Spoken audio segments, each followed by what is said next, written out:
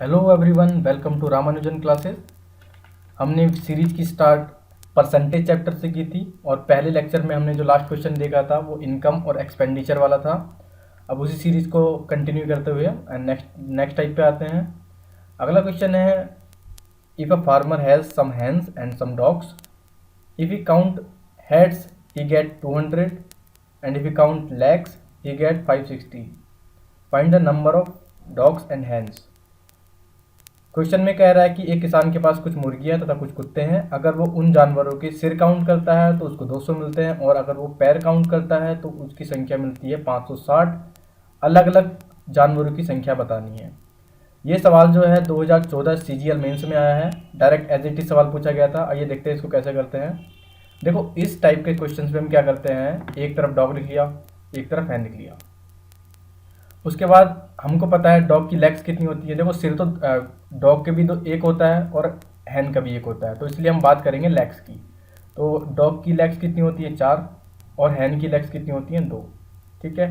अब अगर सपोज करो कि जो हमारा डॉग है उसके पास भी 2 ही लेग्स होती हैं, कुछ देर के लिए इस जो लेफ्ट हैंड साइड में 2 है, जो उसके लेग्स हैं उसको भूल जाइए। हम मानते हैं कि जो कुत्ता है उसके भी 2 ही पैर होते हैं, मुर्गी के 2 ही पैर होते हैं। तो उस किसान के जो जानवर थे उनके टोटल कितने पैर होते? अगर कुत्ते और मुर्गी दोनों के 2 ही पैर होते, उसके पास कितने जानवर हैं, 200। इसने दे रखा क्लियर कि 200 जानवर हैं, और दोनों के कुत्ते और मुर्गी के 2 पैर होते, तो वहाँ पर कितने पैर होते? 200 गुणा 2 मतलब 400 पैर होते। ठीक है। लेकिन एक्चुअल में क्या कह रहा है कि वहाँ पर कितने पैर थे? 560 पैर थे। ठीक है।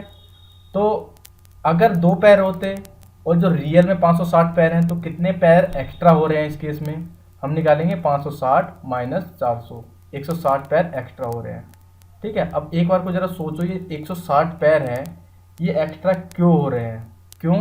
क्योंकि हमने इस लेफ्ट हैंड साइड वाले 2 को इग्नोर कर दिया, इसको छोड़ कर दिया था। ठीक है, छोड़ दिया था, इसीलिए ये 160 एक्स्ट्रा हो रहे हैं। किस वजह से?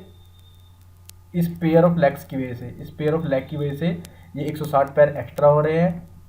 इसका मतलब क्या हुआ है, ये जो एक्स्ट्रा पैर थे किसके थे? डॉग के थे। तो इसका मतलब नंबर ऑफ डॉग्स कितना हो गया? 160 अपॉन 2 मतलब 80। तो नंबर ऑफ डॉग्स कितना हो गया? 80। क्योंकि देखो पेयर होते हैं, पैर तो दो पेयर हमने लिखे, तो मतलब नंबर ऑफ डॉग्स कितना हो गया? 160 अपॉन 2 मतलब 80 हमारा नंबर ऑफ डॉग्स हो गया। और 80 नंबर ऑफ डॉग्स हो गया तो नंबर ऑफ हैंस कितना हो गया? 200 में से 80 घटा देंगे, 120 नंबर ऑफ हैंस हो गया। तो कुछ ही सेकंड में अगर हम इस सवाल को करने बैठे तो कुछ सेकंड का सवाल है ये, और हमारा सिंपल सा आंसर आ जाएगा। नेक्स्ट क्वेश्चन पे आते हैं। If the population of a town is 5000 at present, if the males are increased by 6% and females are increased by 14%, the population becomes 5540 after 1 year. Find the number of males and females at present. इस question में क्या कह रहा है कि किसी शहर की जनसंख्या अभी वर्तमान में 5000 है। अगर पुरुष जो बढ़ रहे हैं उनकी वृद्धि दर 6% है और महिलाओं की वृद्धि दर 14% है, तो 1 साल के बाद जनसंख्या 5540 हो जाती है। तो वर्तमान में पुरुष तथा महिलाओं की संख्या हमको निकालनी है। देखो, इस टाइप का क्वेश्चन क्या है, कैसे करेंगे? मेथड वही रहेगा मुर्गी और कुत्ते वाला। देखो, यहाँ पे क्या कह रहा है कि जो फीमेल्स हैं उनकी ग्रोथ रेट कितनी है? 14%, और मेल्स हैं उनकी ग्रोथ रेट कितनी है? 6%। तो वही मैंने किया, फीमेल बढ़ रही है 14% की दर से और मेल बढ़ रहे हैं 6% की दर से। देखो, छोटा वाला तो हमने एज इट इज लिख लिया, 6% लिख लिया। अब 14% को मैं 6 + 8% लिख सकता हूँ। ठीक है, 6 + 8 मैंने क्यों लिखा? क्योंकि मुझे यहाँ पे 6% दे रखा है मेल। अगर मेल 5% दे रखा होता तो यहाँ पे 9 + 5% लिख लेता मैं। ठीक है, उसको 2 भागों में बांट लो कि एक भाग हमारा साइड वाला हो। ठीक है, तो इसीलिए मैंने 14% को 8 + 6% में लिख लिया, क्योंकि यहाँ पे 6% है। अब देखो, थोड़ी देर के लिए हम मानते हैं कि महिलाओं की जो वृद्धि दर वो 6% होती। ठीक है, पुरुष की तो 6 दे ही रखी है। तो 1 साल के बाद कितनी वृद्धि हो गई होती वहाँ पे? देखो, वर्तमान में उसकी जनसंख्या कितनी है शहर की? 5000। अगर 6% की दर से वृद्धि होती तो वहाँ पे कितनी पॉपुलेशन इंक्रीज हो गई होती? तो 5000 का 6% मतलब 5000 गुणा 6/100 सॉल्व करेंगे तो 300 लोगों की वहाँ पे वृद्धि हो गई होती। ठीक है, अगर ये 8% को हम इग्नोर कर देते तो। लेकिन हमारे क्वेश्चन में क्या कह रहा है कि 1 साल बाद जनसंख्या कितनी हो गई है 5540। ठीक है, वर्तमान में जनसंख्या कितनी थी 5000। तो एक्चुअल में कितनी वृद्धि हुई है वहाँ पे 5540 माइनस 5000 मतलब 560 लोगों की वहाँ पर वृद्धि हो चुकी है। लेकिन हमारे हिसाब से अगर 6% की दर से पुरुष तथा महिलाएं दोनों की वृद्धि होती तो कितनी वृद्धि होती 360। तो एक्स्ट्रा कितने बैठ रहे हैं वहाँ पे, एक्स्ट्रा बैठ रहे हैं 560 माइनस 300 मतलब 240 लोग वहाँ पर एक्स्ट्रा हो रहे हैं। अब एक बार को सोचने वाली बात है कि भाई 240 जो है एक्स्ट्रा क्यों हो रहे हैं, क्योंकि हमने ये 8% छोड़ दिया था। इस 8% महिलाओं की वजह से ये 240 एक्स्ट्रा हो रहे हैं। इसका मतलब क्या हुआ, महिलाओं का 8% बराबर है कितने के 240 लोगों के। ठीक है, तो महिलाओं का 1% कितना हुआ 240/8 मतलब 30 महिलाओं के बराबर है। और महिलाओं का 100% मतलब वहाँ पर महिलाएं कितनी थी, तो यहाँ पे 100 करने के लिए 100 से गुणा कर देंगे तो यहाँ पे 3000 महिलाएं आ गई। वर्तमान में महिलाओं की संख्या कितनी हो गई 3000। पुरुष की कितनी हो जाएगी 5000 माइनस 3000 मतलब 2000, हमारा आंसर आ जाएगा। अब चलते हैं नेक्स्ट क्वेश्चन की तरफ। इसके बाद है इलेक्शन वाले क्वेश्चन। इलेक्शन वाले क्वेश्चन में अभी तक सीजीएल में 2 टाइप के पूछे गए हैं। ठीक है, अभी किसी टेस्ट सीरीज में मैंने देखा तो मैंने टोटल 3 टाइप्स के बनाए गए हैं, जिसमें एग्जाम में अभी तक केवल 2 टाइप के पूछे गए हैं। तो आइए हम देखते हैं पहले टाइप के क्वेश्चन के में क्या करते हैं। क्वेश्चन क्या कह रहा है, in an election 2 candidates participated, 20% of votes declare invalid, the winner got 48% of total votes and won by 800 votes, find the number of valid votes. देखो क्वेश्चन में क्या कह रहा है कि किसी इलेक्शन में 2 उम्मीदवार ने भाग लिया, 20% वोट जो है इनवैलिड बता दिए गए। उसके बाद जो विजेता है उसको टोटल वोट के 48% वोट मिले और 800 वोटों से वो जीत गया। हमको निकालना है कि कितने वोट वैलिड थे। देखो ये पहला टाइप है, हमको पता कैसे चलेगा कि पहला टाइप है, तो उसमें की पॉइंट पता है क्या होता है, की पॉइंट होता है देखो ये लाइन पढ़ते हैं, the winner got 48% of total votes. तो जो विनर को जो वोट मिलते हैं ना, वो जैसे यहाँ पे टोटल वोट्स के मिले हैं तो ये की पॉइंट है टोटल वोट्स। ठीक है, तो इसको मैं हाईलाइट कर रहा हूँ क्योंकि इसी से पता चलेगा हमको कि कौन से टाइप का क्वेश्चन है। ठीक है, अब यहाँ पे देखो मैंने हाईलाइट किया है इसको टोटल वोट्स को, तो यहाँ पे टोटल वोट्स दे रखे हैं तो मैं टोटल वोट्स की संख्या मैं 100 मान लेता हूँ। अगर यहाँ पे वैलिड वोट दे रखे होंगे जो कि टाइप 2 है तो मैं यहाँ पे नंबर ऑफ वैलिड वोट्स 100 मानता। ठीक है, क्योंकि यहाँ पे टोटल वोट्स दे रखे हैं इसलिए मैंने मान लिया टोटल वोट्स हमारे 100 हैं। अब उसके बाद जैसा क्वेश्चन में बोल रहा होगा हम आगे करते जाएंगे। मैंने मान लिया टोटल वोट्स हमारे 100 हो गए। अब देखो उसमें क्या कह रहा है कि 20% वोट इनवैलिड हो गए, 20% वोट्स डिक्लेयर्ड इनवैलिड। अब 100 वोट में से 20% इनवैलिड हो गए तो वैलिड कितने हो गए 100 माइनस 20 80 वोट्स हो गए हमारे वैलिड हो गए। आगे पढ़ते हैं, the winner got 48% of total votes. देखो इसमें कह रहा है कि जो विजेता है उसको कुल वोट के 48% वोट पड़े। टोटल वोट हमारे कितने थे 100 का 48% मतलब 48, जो विनर है उसको 48 वोट पड़े होंगे। ठीक है, अब देखो आगे कह रहा है कि अब देखो विनर को अगर 48 वोट पड़े होंगे तो हारने वाला जो लूजर होगा उसको कितने वोट मिले होंगे, जो वैलिड वोट्स में से विनर के घटा देंगे मतलब 80 माइनस 48 अर्थात 32 वोट हारने वाले को मिले होंगे। क्लियर है। अब उसके बाद अगर विनर को 48 वोट्स मिले और लूजर को 32 वोट्स मिले तो विनर है वो कितने वोटों से जीता होगा, 48 माइनस 32 मतलब 16 वोटों से जो है जीता होगा विनर। अब देखो क्वेश्चन में क्या दे रखा है कि जो विनर है वो 800 वोटों से जीता, जो हमने माना था उसके अकॉर्डिंग 16 वोटों से जीता, लेकिन एक्चुअली में कितने वोटों से जीता वो 800 वोटों से जीता है। तो इसको बराबर रख के हम 1 यूनिट की वैल्यू निकाल देंगे। 1 यूनिट की वैल्यू कितनी आ जाएगी 800/16 मतलब 50 1 यूनिट की वैल्यू हो गई। तो उसके बाद क्या हुआ, जहाँ हमारी 1 यूनिट की वैल्यू आ गई तो हमसे जो भी पूछा होगा हम निकाल सकते हैं। हमसे क्या पूछा है, find the number of valid votes. देखो मैंने कितने वैलिड वोट माने थे 80, 1 यूनिट की वैल्यू कितनी है 50, तो वैलिड वोट कितनी हो जाएगी 80 गुणा 50 मतलब 4000 हमारा आंसर हो जाएगा। अगर सवाल में पूछा होता कि टोटल वोट कितने हैं, हमने कितने माने थे 100, 1 यूनिट की वैल्यू एक यूनिट की वैल्यू कितनी है 50, तो 100 गुणा 50 मतलब 5000 हमारे टोटल वोट आ जाते। तो जो भी पूछा होगा उसकी हम मल्टीप्लाई कर देंगे किससे 1 यूनिट से, हमारा आंसर आ जाएगा। ठीक है, ये हमारा फर्स्ट टाइप था। बस देखो इसमें याद क्या रखना है कि जो भी हमको दे रखा होगा the winner got 48% of total votes, तो हम टोटल वोट्स मान लेंगे। अब आते हैं सेकंड टाइप पे। देखो इस क्वेश्चन में क्या कर रहा है, in an election 2 candidate participated, 20% voters did not vote, 1000 votes declared invalid, winner got 70% of valid votes, find the number of voting if he वोन बाई 1200 वोट्स। देखो ये सेकंड टाइप है, ये हमें कैसे पता चलेगा क्वेश्चन, क्योंकि एक बार ढंग से क्वेश्चन पढ़ते हैं।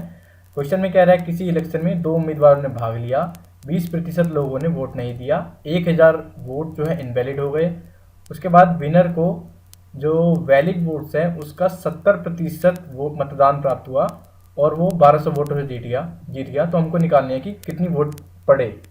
देखो मैंने कहा था की पॉइंट क्या होता है, ये वाली लाइन होती है, winner got 70% of valid votes. और इस लाइन में भी जो ये होता है ना, उसको 70% मिला, किसका मिला, वैलिड वोट्स। तो ये हमारा की पॉइंट होता है कि हमको क्या मानना है। जैसे पिछले वाले क्वेश्चन में पहले टाइप में क्या था, यहाँ पे टोटल वोट्स था, तो यहाँ पे जो विनर को 70% मिले वो किसके मिले, वैलिड वोट के, इसलिए मैं मान लूंगा यहाँ पे वैलिड वोट कितने थे, 1000 थे, ठीक है, सॉरी 100 थे। तो हमने मान लिया कि नंबर ऑफ वैलिड वोट्स कितने हैं, 100 मान लिए। अब क्वेश्चन में जो बोल रहा है वो करते जाते हैं। वैलिड वोट मतलब मान्य वोट, इतने वोट थे वहाँ पे जो काउंट हुए। अब जो क्वेश्चन में बोलता जाएगा हम करते जाएंगे। बोल रहा है कि 20% वोटर डिड नॉट वोट, 20% लोगों ने वोट नहीं दिया।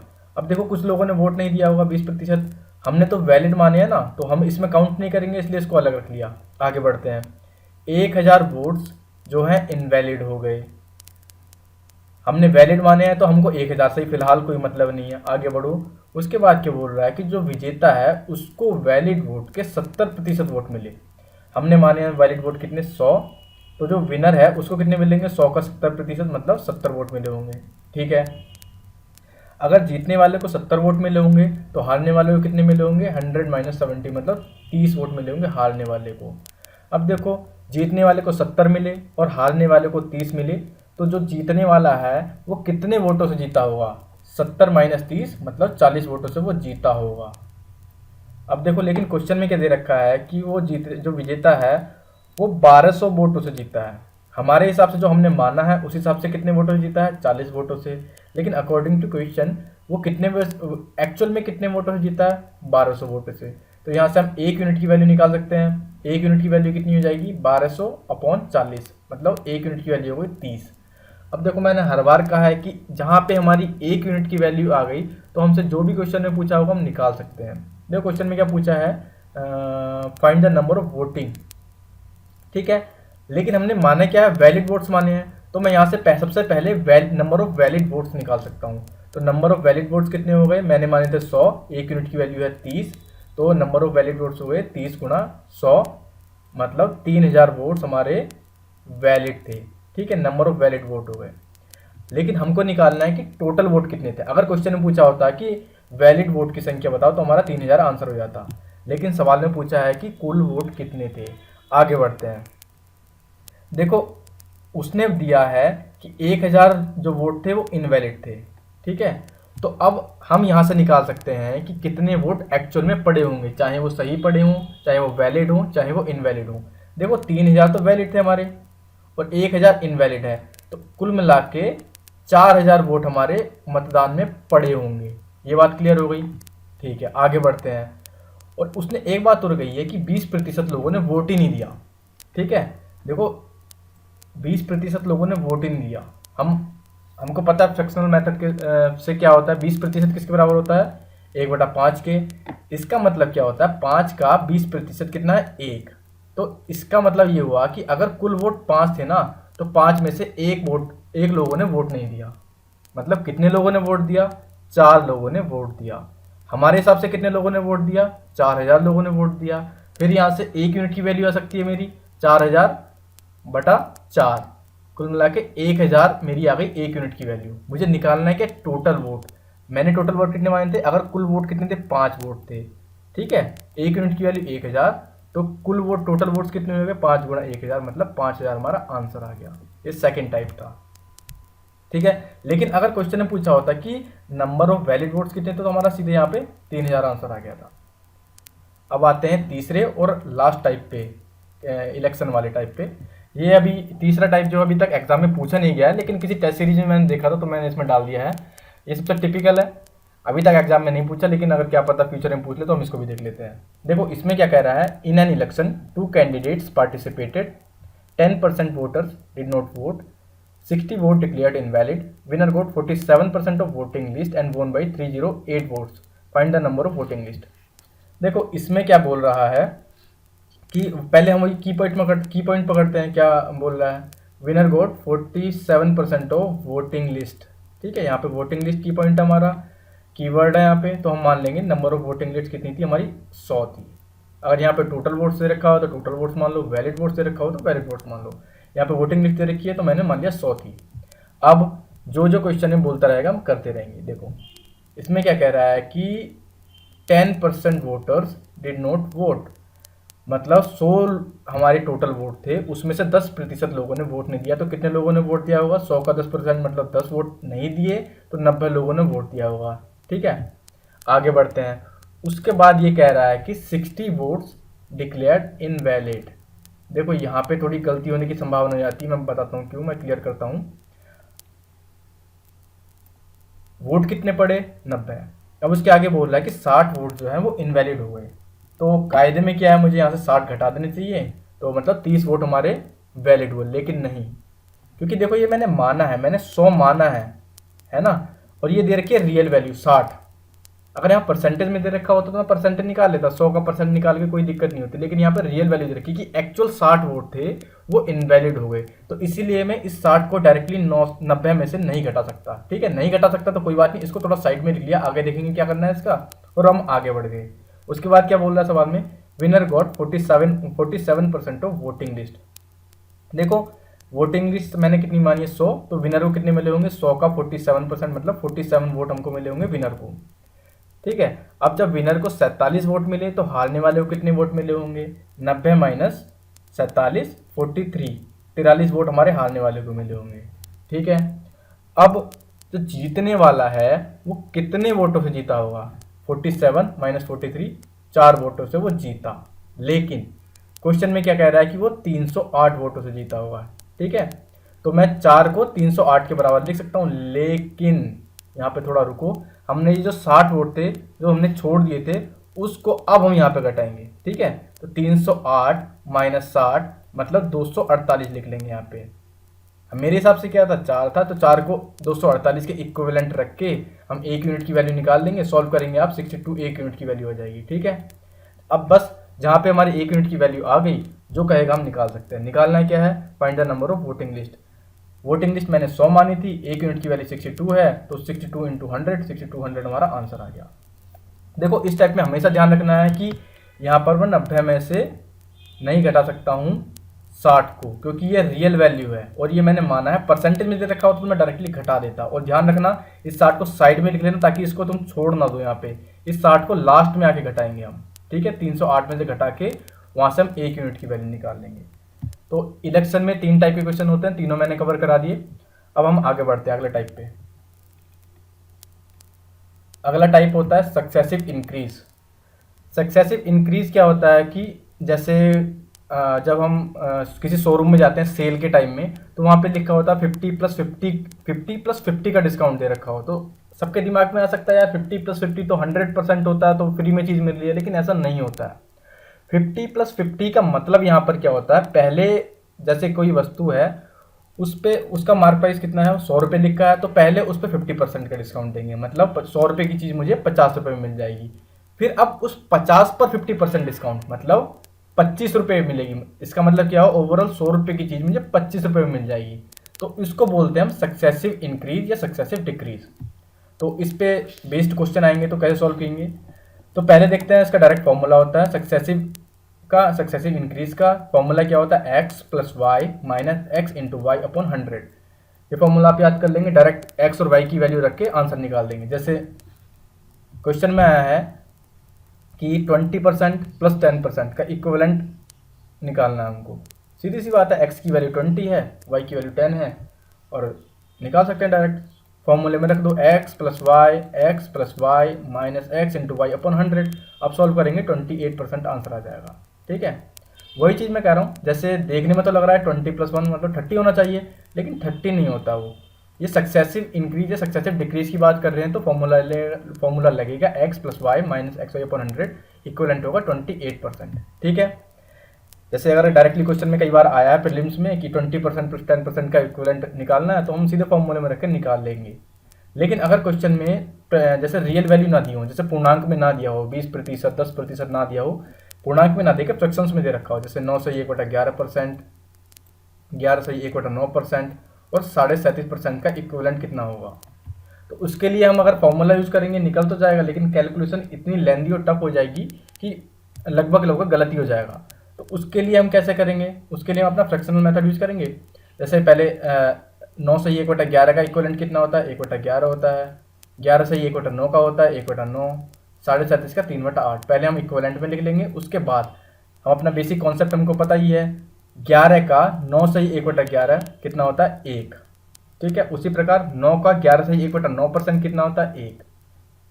उसी तरीके से 8 का 37.5% कितना होता है 3। ये हमारा बेसिक कॉन्सेप्ट था जो हम पहली वीडियो में समझा चुका हूँ मैं। अब उसके बाद देखो, अगर कोई वस्तु 11 रुपये की है, उस पर 9 से 1/11% डिस्काउंट दे दूँ, मतलब 1 रुपये का डिस्काउंट दे दूँ, तो और कोई वस्तु 11 रुपये की है तो 1 रुपये का डिस्काउंट देकर उस कितने रुपये की मिल जाएगी, 10 रुपये की, ठीक है। उसी प्रकार दूसरी वस्तु को देखेंगे, 9 रुपये की है, 1 रुपये का डिस्काउंट दे दिया तो कितने की मिलेगी, 8 की, ठीक है। तीसरी तरीके की भी ऐसे करेंगे, कोई वस्तु 8 रुपये की है, 3 रुपये का डिस्काउंट दे दिया तो कितने रुपये की मिली, 5 की। तो जितने भी तुमको इक्विवेलेंट पूछा हो, 3 का पूछा है यहाँ पे तीनों का लिख लिया। और यहाँ पे देखना लेफ्ट हैंड साइड और राइट हैंड साइड में जो भी कट रहा हम काट सकते हैं, जैसे 8 को यहाँ से 8 से काट लिया, तो वही चीज़ है। अब 11 गुणा 9 यहाँ पे आ गया 99, और यहाँ पे 10 गुणा 5 50 हो गया यहाँ पे। अब देखो इसका मतलब क्या हुआ, कोई वस्तु अगर 99 रुपये की थी तो उस पर मैं 3 डिस्काउंट दूंगा, पहला, दूसरा और तीसरा। 3 डिस्काउंट देने के बाद उस वस्तु की कीमत कितनी आती है, 50, ठीक है। तो डिस्काउंट कितने रुपए का दे दिया, 99 माइनस 50, मतलब 49 रुपीज़ का मैंने डिस्काउंट दे दिया। अब परसेंट में निकालना है, देखो अगर रुपीज़ में निकालना हो तो डायरेक्ट हमारा आंसर आ जाता, लेकिन अगर परसेंट में निकालना है तो डिस्काउंट कितना दिया, 49 रुपये का, किस पे दिया, 99 रुपये पे, परसेंट निकालना है गुणा 100, सीधे सीधे आप सॉल्व करेंगे हमारा आंसर आ जाएगा। अगर तुमको फ्रैक्शन में दे रखा हो तो हम इस वाले मेथड को फॉलो करेंगे, अदरवाइज ये फॉर्मूला हम याद रखेंगे, फॉर्मूले में पुट करी वैल्यू और आंसर आ जाएगा। अब इस पे बेस्ड एक आध क्वेश्चन आए थे वो देखते हैं। देखो क्वेश्चन में क्या कह रहा है, if the population of a town increase by 16:2/3% on first year, decreased by 37:1/2% on second year, and increased by 57.1/7% third year. If the population become 165,000 after 3 years, find the present population of the town.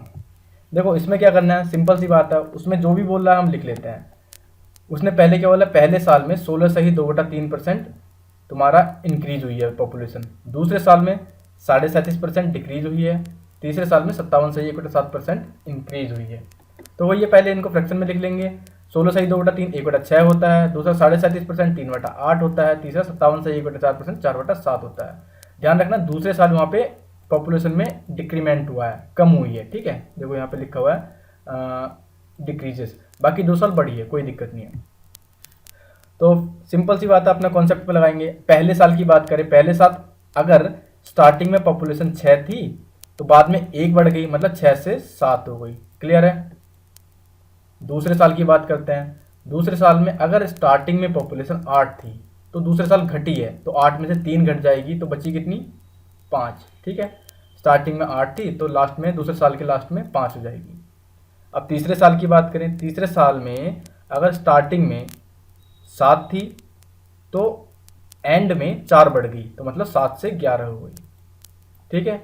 अब वही चीज़ मैंने बोला, कुछ कटेगा काट सकते थे, यहाँ पे 7 से 7 काट दिया, तो यहाँ पे मल्टीप्लाई किया 48, यहाँ पे मल्टीप्लाई किया 5 × 11 55, हमारे पास ये आ गया। ये क्या आया, पहले साल की पॉपुलेशन अगर 48 थी तो 3 साल बाद कितनी हो जाएगी, 55 हो जाएगी, ठीक है। ये मैंने जो माना था उस हिसाब से आया। अब देखते हैं क्वेश्चन में कुछ दे रखा हुआ, हाँ देखो दे रखा है क्वेश्चन में, if the population become 165,000 after 3 year. देखो कह रहा है कि 3 साल बाद उस शहर की जनसंख्या इतनी हो जाती है, मेरे हिसाब से कितनी हो जाती है 3 साल बाद, 55, लेकिन क्वेश्चन में कितना दे रखा है, 1,65,000 दे रखी है, तो हम इसको 55 को 1,65,000 के इक्विवेलेंट रख के 1 यूनिट की वैल्यू निकाल सकते हैं। तो 1 यूनिट की वैल्यू कितनी जाएगी, 1,65,000 अपॉन में 55, तो 3,000 हमारी 1 यूनिट की वैल्यू आ गई, क्लियर है। फिर वही बात, जहाँ पे 1 यूनिट की वैल्यू आ गई तो जो भी कहेंगे हम निकाल सकते हैं। क्वेश्चन में क्या बोला है, प्रेजेंट पॉपुलेशन निकालनी है। ठीक है, मेरे हिसाब से प्रेजेंट पॉपुलेशन कितनी थी 48, और 1 यूनिट की वैल्यू कितनी है 3000। 48 को 3000 से मल्टीप्लाई कर दूंगा, 1,44,000 हमारा आंसर आ जाएगा। ठीक है, अब इसमें आप चाहो तो फॉर्मूला लगा सकते हैं, x plus y plus minus x y upon 100 करके लगा सकते हैं, लेकिन बहुत ज़्यादा कैलकुलेटिव हो जाएगा क्योंकि फ्रैक्शन में वैल्यू दे रखी है। तो हम सीधे से फ्रैक्शनल मेथड यूज़ करके कुछ ही सेकंड में आंसर निकाल सकते हैं। अब आते हैं नेक्स्ट टाइप पे। हाँ, ये टाइप जो है काफ़ी इंपॉर्टेंट है, हर साल लगभग प्रीलिम्स में एटलीस्ट 1 क्वेश्चन तो हमेशा ही आता है प्राइस के इंक्रीज या डिक्रीज वाले में। तो देखते हैं इसको कैसे करना है। सवाल क्या कह रहा है, if the price of sugar is increase by 20%, then how much percent housewife should consume so that her expenditure remain unchanged. देखो इसमें क्या बोल रहा है कि चीनी का जो मूल्य है 20% बढ़ गया है, तो किसी गृहिणी को अपना उपभोग कितना कम कर देना चाहिए कि उसके खर्चे पर कोई प्रभाव न पड़े। तो देखो आसान होता है इस टाइप के। तो हम क्या करेंगे, देखो हमने माना कि चीनी का प्राइस कितना है 100 रुपये। अब देखो क्या कह रहा है कि चीनी का प्राइस अब 20% बढ़ गया है, 100 था 20% बढ़ गया, अब कितना हो गया 120। ठीक है, तो इस टाइप में जो ट्रिक मैं बता रहा हूँ उसी तरीके से करना, आप कुछ सेकंड में हमारा क्वेश्चन सॉल्व हो जाएगा। देखो क्या करना है, पहले 100 रुपये था, 20% बढ़ गया, अब हो गया 120 रुपये। ठीक है, तो देखो यहाँ पे हम एक रेशियो निकालते हैं। रेशियो में अंश वाला भाग, न्यूमरेटर वाला भाग कितना होता है, इन दोनों का अंतर। 120 में से 100 गया, 20 रख दिया हमने अंश में या न्यूमरेटर में, और डिनोमिनेटर या हर में क्या लिखते हैं, जो अल्टीमेट वैल्यू बनती है, जो हमारी फाइनली जो लास्ट में वैल्यू बनती है। जैसे यहाँ पे 120 है, 100 से 120 हो गया, तो अल्टीमेट जो वैल्यू होती है वो रख देते हैं डिनोमिनेटर या हर में। ठीक है, और जो रेशियो आता है काट लेंगे, 6 बार कटा तो 1/6 हमारा जो रेशियो आएगा वो हमारा आंसर हो जाएगा।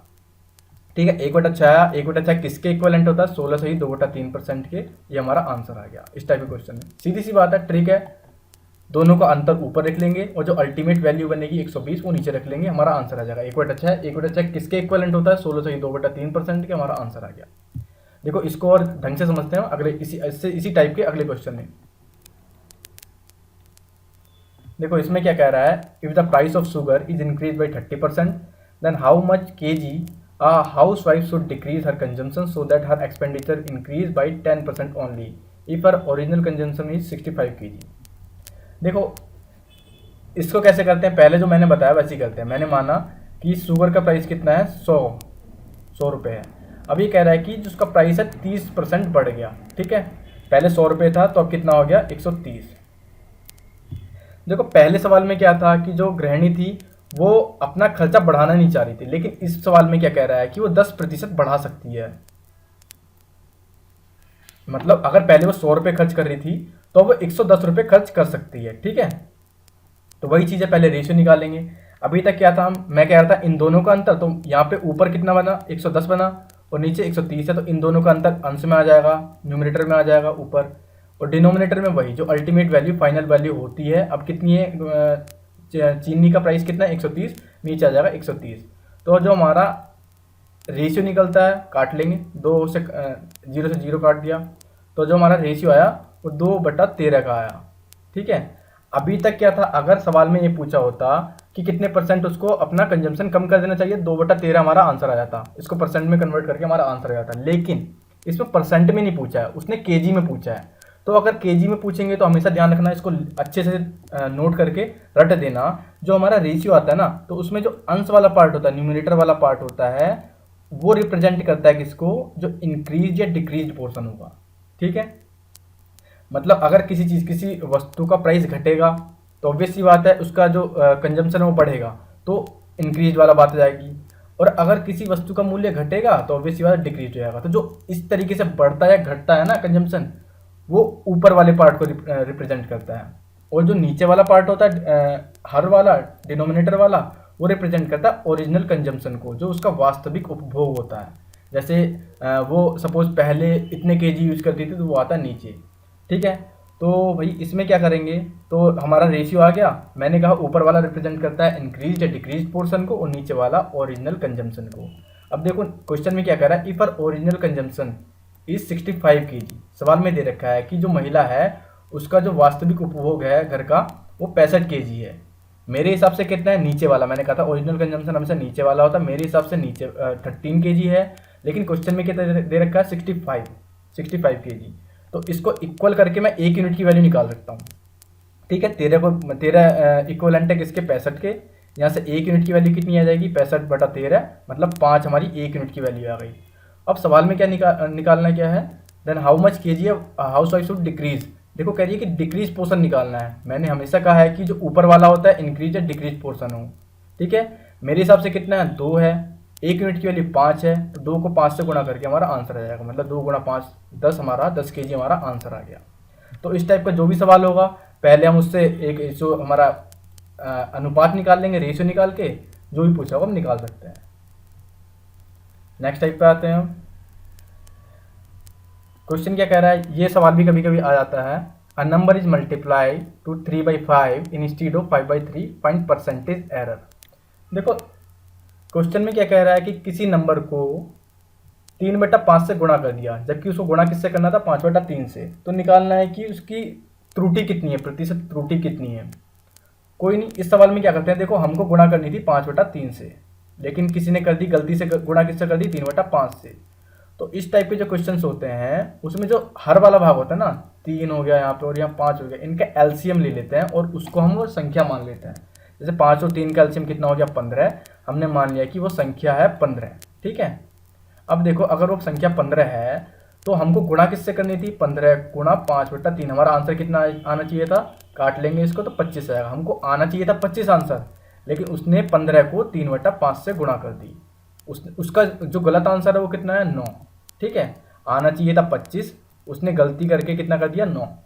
तो देखो इसका अंतर कितना है, अंतर कितना हो गया, 25 में से 9 घटा दिया, 16 हमारा अंतर आया। ठीक है, एरर हमारी आई 16, लेकिन हमको निकालनी है परसेंटेज एरर। परसेंटेज निकालने के लिए देखो एरर आई हमारी 16, किस पे आई, क्योंकि हमारा सही आंसर कितना था, 25 अपॉन 25, परसेंटेज में निकालना है तो गुणा 100, सॉल्व कर लेंगे, 64% हमारा आंसर आ जाएगा। देखो ये लास्ट टाइप था हमारे परसेंटेज का। लगभग मैंने सीजीएल में आए हुए सभी क्वेश्चन, सभी टाइप्स मैंने करा दिए हैं। इसके अलावा आपको कोई भी डाउट हो तो आप कमेंट करके क्वेश्चन दे सकते हैं, मैं आपको सॉल्व करके दे दूंगा।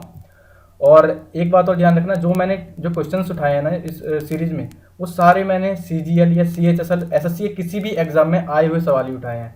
तो इसीलिए आप अपने आप खुद करके देखिएगा ये सारे सवाल। उसके अलावा भी कोई डाउट हो तो आप लोग मुझे कमेंट करके बता सकते हैं, मैं आपको पूरी कोशिश करूँगा कि आपकी हेल्प कर पाऊँ। Thank you very much, thank you for watching.